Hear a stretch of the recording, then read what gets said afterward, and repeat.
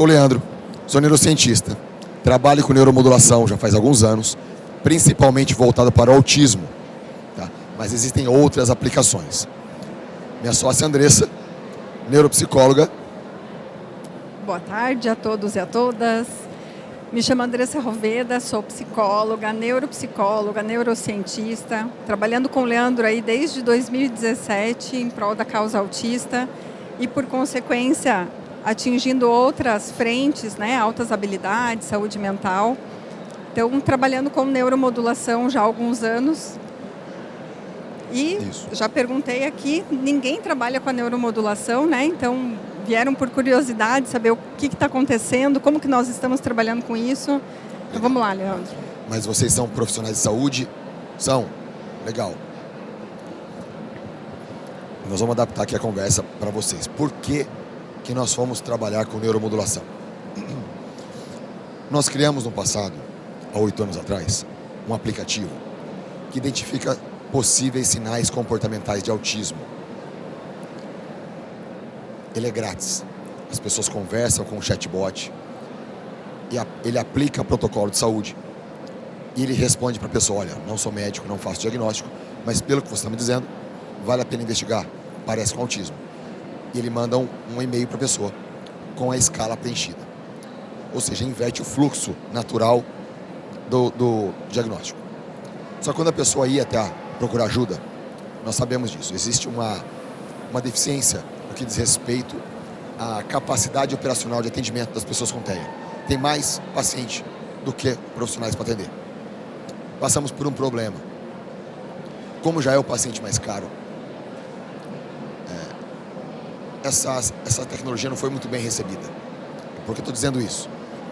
Porque o paciente mais caro, existe escassez de atendimento. Nós participamos de 12 programas startup, vencemos os 12. E fomos eleitos em Dubai como uma das 5 melhores empresas de saúde na época, 2021. Só que essa tecnologia, que gerava apoio, gera até hoje, para a causa autista, gerou um problema de atendimento. Então nós somos questionados por convênios, por governos. Eu sou professor da Singularity. Singularity University é aquela escola de inovação da NASA. São 7 professores brasileiros. Eu sou um deles, respondo pela inteligência artificial e neurociência. Nós tínhamos 2 possibilidades: parar com a tecnologia que estava ajudando as pessoas, que é grátis, sempre foi grátis, faz 8 anos, ou buscar uma forma de atender a todos. Ou seja, o que seria atender todos? Reduzir o custo do tratamento do autismo e, ao mesmo tempo, aumentar a taxa de sucesso da terapia. Fomos buscar em todas as frentes e nós encontramos, há anos atrás, que a solução para isso estava na neuromodulação. Para isso, eu fui lá para Natal fazer o mestrado em neuroengenharia, aquele instituto feito pelo professor Nicoleles. Então foi por isso que nós fomos para a neuromodulação. Não é que nós tínhamos neuromodulação, vamos vender para quem isso? Não. Nós já tínhamos um paciente precisando de ajuda, uma rede de atendimento, precisando ampliar a performance do tratamento e também reduzir o custo. Foi por isso que nós fomos para a neuromodulação. Mas, Andressa, me ajuda aqui. O que é neuromodulação? E existe a invasiva, a não invasiva. A não invasiva são 2 formas. O que é neuromodulação? A neuromodulação ela é subdividida em 3 modalidades, né? 3 tipos. A neuromodulação invasiva, então é como o Parkinson, né? A Boston Scientific implanta um chip cerebral para fazer o controle do Parkinson. Essa é a invasiva. Existe a semi-invasiva, que é por injetável, né? Que a gente consegue fazer. E existe a não invasiva. A não invasiva são 2 técnicas. Uma técnica que é corrente elétrica, né, o famoso TDCS, ou os campos magnéticos, o TMS. O TDCS é o que a gente mais tem ouvido falar, porque é um equipamento menor, portátil, que a gente consegue trabalhar com mais facilidade. A TMS, ele é um equipamento muito grande. Então, são poucas as pessoas que têm acesso ao TMS. Mas essas são as 3 técnicas. Deixa eu ajudar a traduzir. Pode ser invasivo, fazer uma neurocirurgia, como faz a Boston Scientific no caso do Parkinson. Pode ser semi-invasivo, que precisa de anestesia e tudo mais. Qual que é a mais escalável? É a não invasiva, claro. E não precisa de cirurgia. A não invasiva, existem 2 modalidades. a elétrica e a magnética. Ambos são muito boas para casos específicos. Nós trabalhamos com a elétrica. Por que elétrica? Porque o aparelho custa R$5.000. O aparelho da magnética custa R$300.000. Então, se nós queremos escalar, precisamos de um aparelho mais barato. Se nós estamos falando de uma terapia elétrica, é muito fácil entender. Eletricidade só tem positivo e negativo, certo?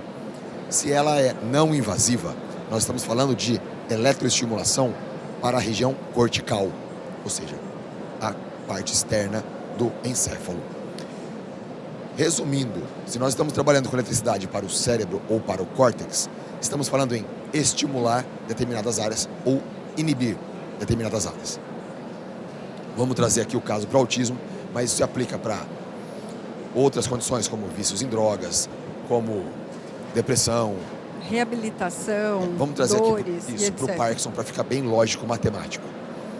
O que é autismo? Desculpa, o que é autismo? Se vocês perguntarem para a psicóloga, ela vai responder das questões sociais, comportamentais. Se vocês perguntarem para um neurocientista, biólogo, vai responder o seguinte: o autismo tem a causa no cérebro. Posso compartilhar com vocês artigos e tudo mais, mas já foi descoberto que a pessoa com TEA possui até 80% mais neurônios em uma região cortical chamada córtex pré-frontal dorsolateral esquerdo. Eles são sensorialmente ampliados, ou seja, num evento como esse, sente muito luz, som, tato, tudo mais. Esse ser sensorialmente ampliado gera uma sobrecarga elétrica nessa região, que por consequência ele tem uma necessidade de autorregulação, que é fazer as estereotipias. Uns fazem o flapping, balançam, outros se mordem, automutilação, enfim. É a necessidade, muitas vezes, de uma sensação tátil para sobrepor essa sensação desconfortável que é causada aqui nessa região. Não que dói aqui nessa região, ele pode sentir em qualquer lugar, mas está aqui. O que faz a Não precisam acreditar em mim. Se vocês colocarem uma pessoa com autismo no eletroencefalograma, vocês vão perceber que ele dormindo tem uma atividade elétrica muito maior nessa região, mesmo dormindo. O que faz a neuromodulação para o autismo, nesse caso, estereotipia. Com o eletrodo, vou tirar o HDMI de lado aqui, tá? Negativo, carga elétrica negativa, que não seria, a gente não fala positivo ou negativo, mas anodal e catodal. Mas vamos falar o negativo nessa região, ou seja, inibitório. Fazendo uma eletroestimulação inibitória nessa região, nós levamos essa região para níveis menores ou próximos de ser um neurotípico. Consequentemente, ele tem necessidade de menos estereotipia. Sendo assim, eu preciso de menos sessões, eu aumento a taxa de sucesso. Essa é a visão lógico-matemática do porquê a neuromodulação. Geralmente, essa terapia acoplada à comportamental leva em média 3 semanas, 20 minutos por dia. O que faz a neuromodulação elétrica? Ela não dispara neurônios, como a magnética. Ela simplesmente atua na neuroplasticidade, potencial de membrana. Ou seja, nós vamos ligar ou desligar neurônios. O que é depressão? É um desequilíbrio elétrico no córtex pré-frontal esquerdo e direito. Para atuar na depressão, a neuromodulação faz um equilíbrio, ou seja, inibitório ou excitatório naquela pessoa. Ou seja, todas essas regiões e essas condições que eu estou falando estão amplamente mapeadas. Já foram aprovadas pelos conselhos de medicina, psicologia. A psicologia está aprovando agora. Enfermagem, TO, fisioterapia, ou seja, fono. Tudo que eu estou falando aqui está amplamente aprovado pelo FDA americano e também a questão brasileira. O que nós estamos falando é algo que está à frente do nosso tempo. Daqui a pouco, talvez daqui 5 FIS, isso aqui vai estar muito batido, todo mundo vai saber. Mas isso é muito novo. E quando acoplado a neuromodulação na atividade dos profissionais de saúde, isso abre um campo de trabalho enorme para vocês e oferece uma possibilidade enorme de benefício para o paciente e para a família. É fácil, é rápido, não faz milagre, não serve para tudo, mas eu, como amigo, aconselho que vocês possam investigar essa linha de trabalho chamada eletroestimulação. Tá? Turma, nós estamos soltos aqui, tá? Se vocês quiserem perguntar alguma coisa, vocês fiquem à vontade, tá? Se não perguntarem, fica eu e a Andressa batendo papo aqui. Mas vocês fiquem à vontade para perguntar, para discordar, para tirar dúvidas. Por favor, temos um microfone para nossa amiga ali? Temos? para todo mundo poder ouvir?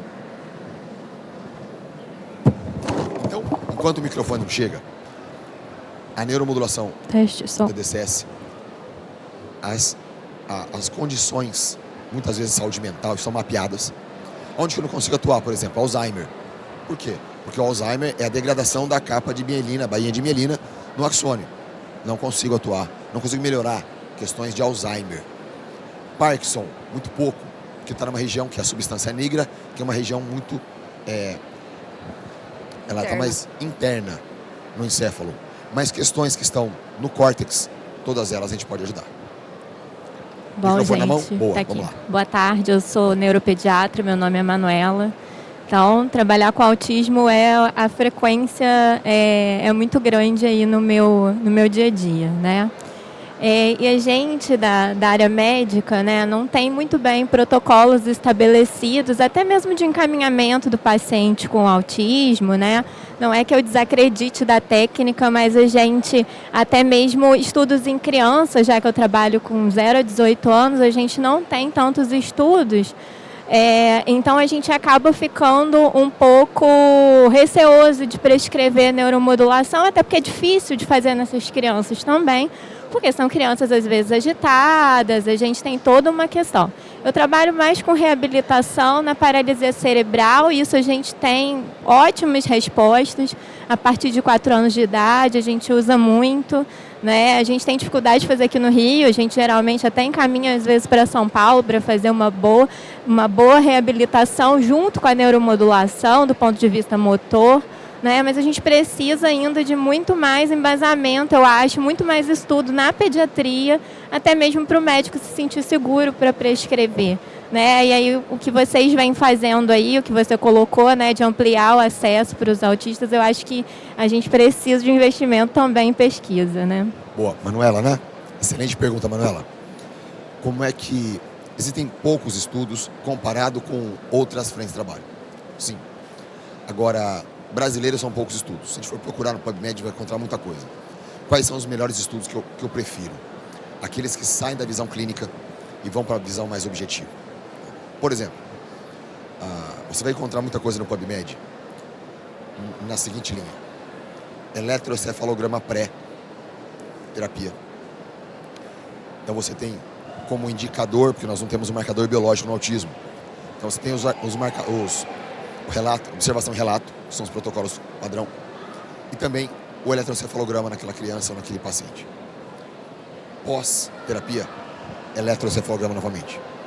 E aí você vai ter um indicador de desempenho objetivo acoplado ao clínico.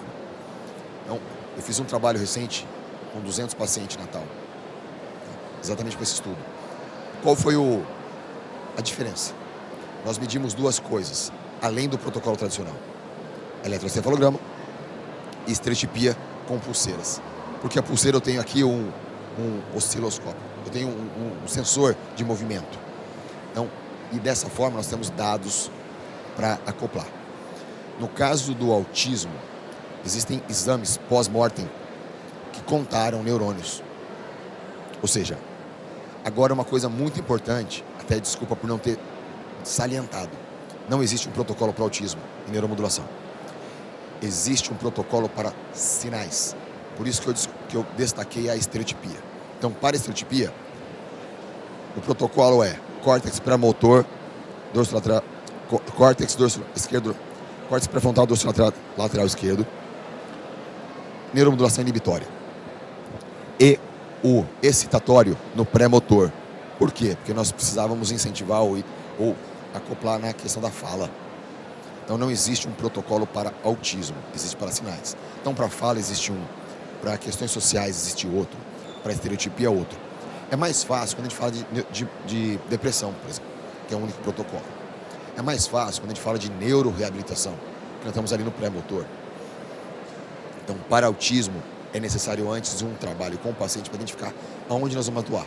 Então o exemplo que eu dei aqui foi no caso de estereotipia, que é muito fácil medir também, né? Mas a neuromodulação, ela não faz um trabalho sozinha. Mas quando acoplado a Denver, a ABA, que se percebe que nós temos. Agora, é claro, nós estamos falando de algo à frente do nosso tempo. Talvez daqui 5 FIS nós vamos ter mais estudos. Agora, uma parte boa, né? Nós não temos contraindicação para a estimulação elétrica. Porque como nós não temos o disparo, nós não temos só neuroplasticidade. Então a gente mexe em neuroplasticidade. Então não vai afetar, por exemplo, pessoas com epilepsia. Qual é a vantagem da eletroestimulação? Eu não tenho contraindicação. Por quê? Porque se o resultado não for aquele esperado, basta a pessoa parar, que o cérebro volta à homeostase dele. Por isso que é necessário fazer uma rampa de subida e uma rampa de descida. Então é uma terapia alternativa muito segura do ponto de vista tanto de aplicação como dos efeitos adversos. Quer complementar alguma coisa, Andressa? Sim.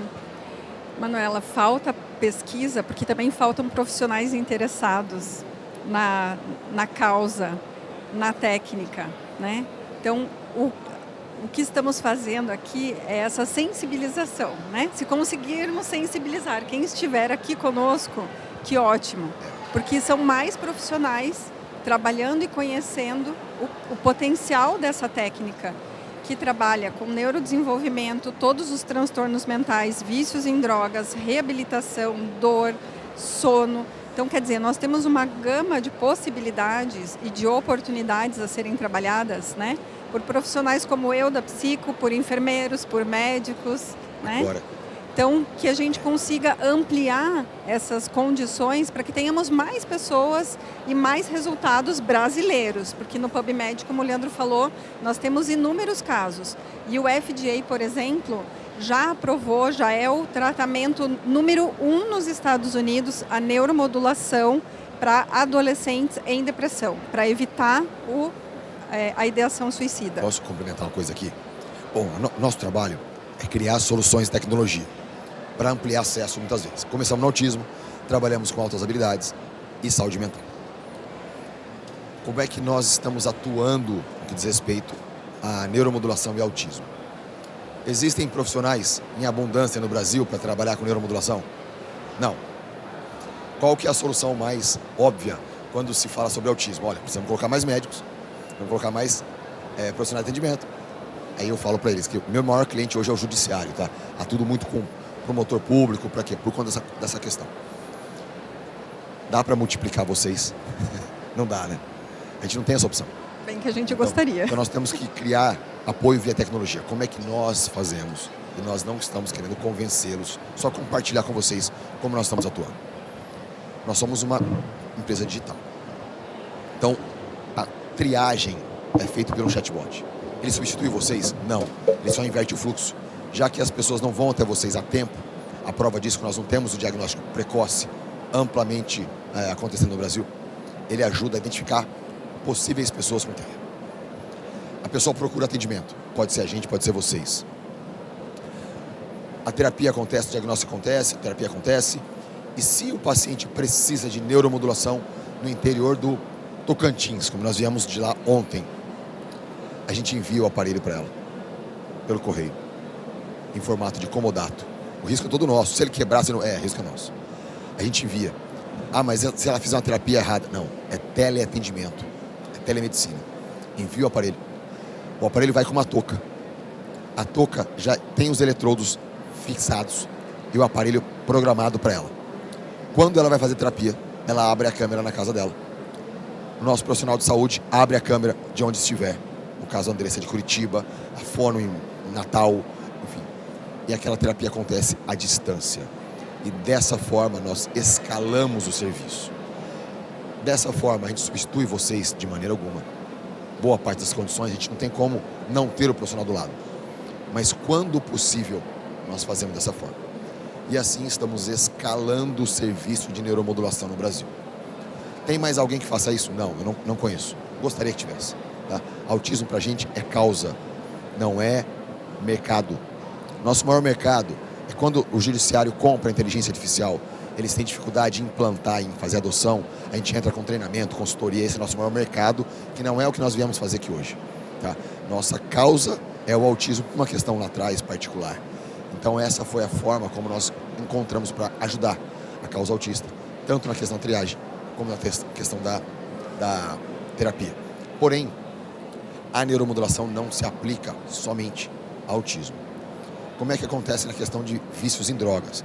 Bom, é um trabalho de acordo, trabalhando na via dopaminérgica. Então percebe que assim, essas condições já são mapeadas. Os protocolos já são conhecidos. O risco é baixo. Porém, estamos falando algo à frente do nosso tempo. Daqui a alguns anos, nós vamos ouvir muito mais sobre isso. Mas, quando se começa a trabalhar... Eu morei em Cuiabá por 2 anos, sou de Bauru, interior paulista. Em Bauru, em Cuiabá, a gente fala o seguinte: quem chega antes toma água limpa. Por existir escassez de profissionais nessa linha, também existe uma abundância de oportunidades. E essas oportunidades de trabalho para os profissionais de saúde se traduz em benefício para a população. Serve para todos? Não. Existe demanda? Muita. Esse assunto vai crescer cada vez mais? Sim. Qual o conselho de amigo que eu dou para vocês? Que passem a acompanhar mais essa linha de trabalho. E quando a gente fala de futuro, a linha farmacológica para a saúde é amplamente conhecida, está todo mundo aqui. As farmacêuticas estão aqui. Qual é a próxima medicina que está chegando com muita força? A genética. Por quê? Reduziu o custo, democratizou o acesso. E a neuromodulação. Nós vamos ver cada vez mais dessas duas linhas. Porém, no autismo, eu não acredito tão já que nós vamos ter um apoio genético, porque não sabemos. Se fosse Down era mais fácil. Autismo não. Mas neuromodulação, sim. Mas vale a pena um estudo mais... aconselho que vocês acompanhem mais. Mas tem muito trabalho a ser feito nessa área. Temos mais pergunta ou não? Acabou o tempo, meu Deus. Não, temos mais alguns minutos ainda. Quando unimos a biologia, as neuroengenharias, daí surge essa questão da neuromodulação. Mas vou aproveitar, Leandro, que você também trabalha fortemente com inteligência artificial e conta para nós como é que a gente consegue fazer essa conexão da neuromodulação com a inteligência artificial, pensando nos nossos pacientes. Vamos dar um pulo no futuro. O que faz a inteligência artificial de muito bom? Identifica padrão, certo? E nos dá uma resposta probabilística. Um trabalho, uma linha de trabalho, nós já fazemos isso com a neuromodulação, mas vocês vão encontrar outras empresas fazendo em vários setores. O dado do eletrocefalograma para medir o sucesso da neuroreabilitação, ele pode ser acoplado à inteligência artificial. Resumindo, trocando em miúdos. Eu tenho um eletrocefalograma de uma pessoa com TEA. E eu faço a terapia e depois ela entra num outro EG para a gente mapear o antes e depois. Isso é uma coisa. A outra coisa é o resultado dessa pessoa ser comparado a um banco de dados de pessoas com TEA que entraram em trabalho naquela mesma questão de estereotipia, por exemplo. E aí nós temos quanto aquela pessoa se assemelha, ou dado daquela pessoa se assemelha ao banco de dados. Existe um trabalho sendo feito em Israel, pelo governo de Israel, já há alguns anos, e essa startup já venceu vários programas na Europa, que eles fazem o seguinte: a partir de um exame de eletroencefalograma, eles estão investigando não só quais áreas mais se ativaram ou mais foram inibidas, mas em uma visão 3D, tridimensional do cérebro. Resumindo, eles têm um banco de dados de pessoas com depressão, por exemplo, nesse tipo de investigação. Então descobriram que depressão ativa determinada região primeiro, a segunda é tal, nessa intensidade. Existe um fluxo, tanto temporal como espacial no cérebro. Estão descobrindo novos marcadores biológicos, principalmente para questões mentais. E nós teremos daqui a pouco novos marcadores, então. O que essa startup faz? Possui um grande banco de dados. Quando a pessoa entra no EG, pode ser tanto dormindo como exposta a um determinado estímulo sensorial. E aquele fluxo de atividade cortical é identificado como próximo a determinada condição mental. Isso é muito novo, mas isso não está em caráter de teste. Isso já existe. Tá? Também vale a pena investigar. Muito em breve, nós teremos novos marcadores biológicos para aquelas condições. Existe um outro dispositivo, que é um óculos, que a Meta acabou de lançar. Vocês viram isso em parceria com a Oakley? A Meta comprou boa parte das ações da maior empresa de óculos do mundo. Essa empresa é dona da Oakley, dona da Ray-Ban. E agora a Meta lançou um óculos. Esse óculos, ele tem uma câmera para frente, sem novidade, mas ele tem uma câmera para trás, com rastreamento ocular. Esse rastreamento ocular dá não só para onde você olhou, mas teve a dilatação pupilar, que tem relação com intensidade emocional. A Apple vai lançar daqui a alguns meses, que a patente já está colocada, fones de ouvido com eletroencefalograma. Esse fone de ouvido vai identificar questões de foco. Tudo isso vai fazer parte de um guarda-chuva maior chamado fenótipo digital. Acoplado a relógios inteligentes, que eu já tenho aqui qualidade de sono, atividade cardíaca, respiração. É uma nova forma de identificar dados, não só em questões de consumo, mas também em questões de saúde. Esses dados, sendo tratados por IA, tanto dando uma resposta probabilística, como comparado com um banco de dados, nós vamos ter novas formas de fazer medicina. E dessa forma nós vamos ter uma nova frente de trabalho. Pode parecer muita loucura, pode parecer muito futurista, mas o que eu estou dizendo hoje, assim, essas startups, essas empresas não estão mais trabalhando em ambiente controlado de teste. Isso está sendo trabalhado agora em questões de escala. Eu não vou querer esse óculos da Meta. Tudo bem. Você não quer o ChatGPT? As pessoas não deixam de usar o ChatGPT, por quê? Para não ficarem para trás, desatualizadas. Esse óculos não é um acessório para o seu celular, é um novo celular. Nós vamos deixar a tela, porque nós vamos ter informação aqui. Vale a pena acompanhar essa transição tecnológica de celular para óculos, mas acima de tudo, para esses novos dados e a inteligência artificial identificando esses dados em formato de fenótipo digital e nos dando respostas probabilísticas, também em contexto de saúde. Eu sei, eu trabalho na área de saúde e no Poder Judiciário, nessas duas áreas. Enquanto nós não temos um volume considerável de trabalhos, nós costumamos não aceitar determinadas frentes de trabalho. Só que nós vimos isso na pandemia. Nós lembramos o quanto nós ficamos vulneráveis quando chegou a pandemia. Nós não tínhamos telemedicina, gente. A telemedicina estava lá na mesa para alguém assinar há 18 anos. O psicólogo não tinha teleatendimento. Estava há 18 anos na mesa para assinar. Então, por uma questão de aspectos regulatórios, a oferta de benefício por meio de tecnologia ficou na mesa. Porém, hoje, nós não vivemos esse momento. E a velocidade dos acontecimentos está muito além. Outra coisa, a China possui o WeChat, um super aplicativo que integra todos os dados de forma nativa. Nós não temos isso no Brasil. No Brasil nós temos a LGPD, não pode cruzar os dados. Não sou contra a LGPD. Estou dizendo que existe outro país, uma outra frente, que é o Oriente. Eu morei nos Emirados um ano, trabalhando cruzamento de dados de uma forma diferente no que diz respeito a aspectos regulatórios. Estou dizendo como amigo, para a gente não colocar como limitador os aspectos regulatórios, porque se hoje é possível, amanhã a Anvisa que está aqui dá uma canetada e muda tudo. O que nós precisamos é estar atentos e acompanhando essa mudança.